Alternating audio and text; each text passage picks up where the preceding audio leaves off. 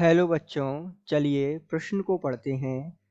क्षार धातुएं प्रबल अपचायक होती हैं, इसका कारण है। आपको विकल्प दिए हुए हैं। विकल्प ए है उनकी कम आयनन ऊर्जा, विकल्प बी है उनकी बड़ी आयनिक त्रिज्या, विकल्प सी है उनकी उच्च जलयोजन एंथैल्पी और विकल्प डी है उनके उच्च E0 ReD के मान। तो आइए बच्चों, मुख्य अवधारणा को समझते हुए हम इस प्रश्न को हल करते हैं तथा पता लगाते हैं कि क्षार धातुओं के प्रबल अपचायक होने के पीछे का कारण क्या है।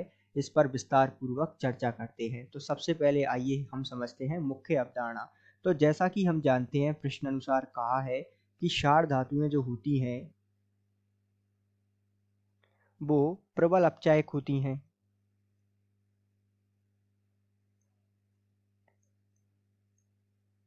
और प्रबल अपचायक से यदि हम समझे तो इससे तात्पर्य है कि जो दूसरों का अपचयन कर दें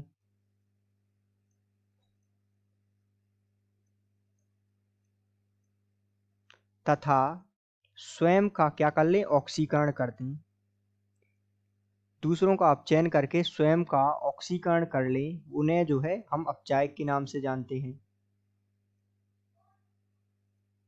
तो ये जो है क्षार धातुएं प्रबल अपचायक होती हैं। इसके पीछे का कारण क्या है कि जैसा कि हम जानते हैं, जो क्षार धातुएं होती हैं जैसे lithium, sodium, potassium, rubidium, caesium इत्यादि, ये जो क्षार धातुएं होती हैं, इन्हें जो है ये आसानी से जब इन्हें ऊष्मा देते हैं या ऊर्जा देते हैं हम, तो आसानी से जो है इलेक्ट्रॉन का त्याग कर देती हैं।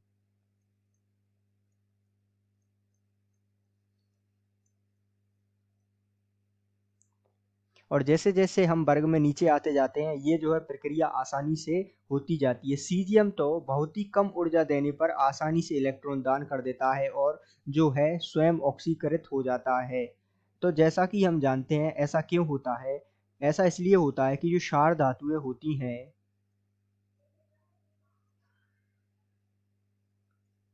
तो क्षार धातुओं में उनकी आयनन ऊर्जा अर्थात इलेक्ट्रॉन को बाहर निकालने की जो ऊर्जा है वो बहुत ही कम होती है। अर्थात बहुत ही कम ऊर्जा पर ये इलेक्ट्रॉन दान कर देती हैं। अर्थात इनका जो है आयनन विभव